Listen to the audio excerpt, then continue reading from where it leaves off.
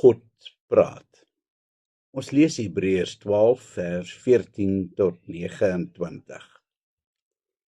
Eksodus 19 vertel die verhaal van 'n volk wat in doodsangs gestaan het omdat hulle 'n ontmoeting met God gehad het. Moses het die pasgebore Joodse volk gelei tot by die berg Sinai.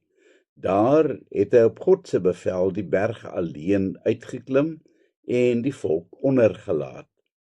God se opdrag aan hom was dat hierdie berg heilig is in God se teenwoordigheid en dat niemand anders as Moses daar mag opklim nie, of selfs aan die voet van die berg raak nie. So ernstig was die Here hieroor, dat enigiemand wat dit sou oortree, se muur doodgemaak moes word. Hoe skrikwekkend.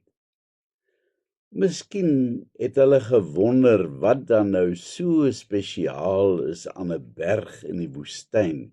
Dit hulle mos al menigmale gesien en dit lyk nes enige ander berg. Moses kry 'n tweede opdrag. Die mense moes hulle gaan was en skoon klere aantrek sodat hulle simbolies rein voor God kon staan. Nou begin hierdie mense bekommerd raak. Wat sou daar vir hulle wag? Wat gebeur as jy die almagtige God ontmoet? Oor die afgelope tyd was hulle al voorberei met God se teenwoordigheid in die wolk en die vuurkolom. En dan was daar ook die verbuisterende wonderwerk toe die see oopgekloof was vir hulle om hulle te red van die Egiptenare. Nou moes hulle egter vir God van aangesig tot aangesig ontmoet en hulle was bitter bang, want hulle het al so ietsie van God se almag beleef. Toe die dag breek op daai groot dag, word die Israeliete uit hulle vere geskit deur die allerverskriklikste donderslae en 'n skerp, klaande geluid soos 'n ramshoring wat al harder en harder word. Toe hulle uit hulle tente storm, sien hulle dat die berg gehul was in 'n wolk. Weerlig het bonatuurlik geblits. Angsbevange moes hulle sien hoe dat rook oral uit die berg begin borrel. Die aarde het geskud en dit het gevoel asof die einde van die wêreld aangebreek het. Intussen het daardie eienaardige geluid van die ramshoring al hoe harder en harder geword.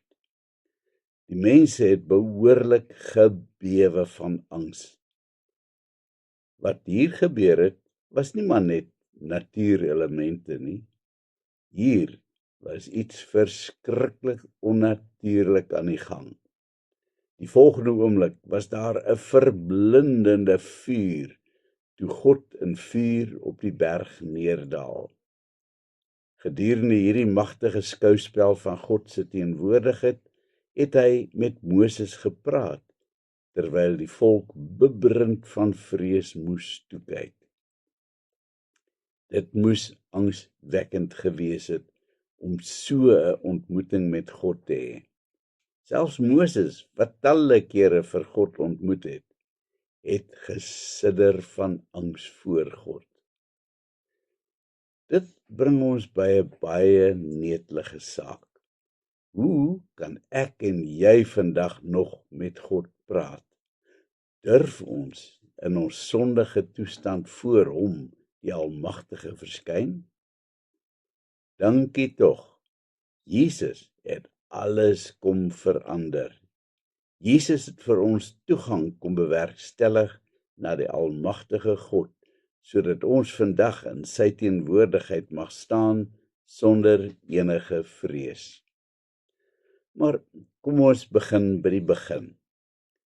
Soos die Israeliete van ouds hulle moes gaan was om skoon klere aantrek. So wil God ook hê dat ons gereinig en skoon sal lewe as ons met hom 'n goeie verhouding wil hê. Die Hebreërskrywer se pleidooi is: beywer julle vir vrede met alle mense, asook 'n heilige lewe.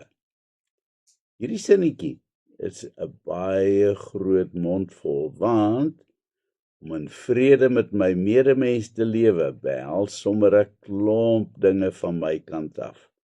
Daar kan nie ware vrede wees sonder liefde nie. Om vrede te bewerkstellig vra van my baie harde werk, want dit beteken dat ek my moet doof hou as iemand iets sleg teenoor my sê, sodat ek nie daaroor kwaad word nie. Dit beteken dat ek 'n aggressiewe aanval moet antwoord met liefde en sagtheid en absoluut opreg wees in my handeling. Dit beteken natuurlik ook dat ek niks sal sê wat kwetsend is teenoor enigiemand anders nie, want 'n snedige antwoord beteken dat my bedoelings nie waarlik opreg is nie. Om in vrede te lewe is beslis nie vir sissies nie. Die tweede deel van sy sinnetjie is nog moeiliker om te handhaaf: om heilig te lewe. Heilig beteken om afgesonder te wees vir God. Dit beteken dat ek van die sonde moet wegbly.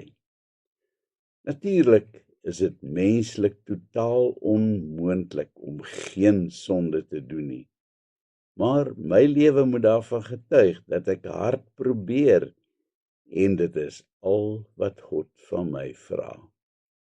Vir 'n enkeling is dit bitter stryd om so alleen teen die sonde te veg, en boonop nog vrede te probeer maak ook.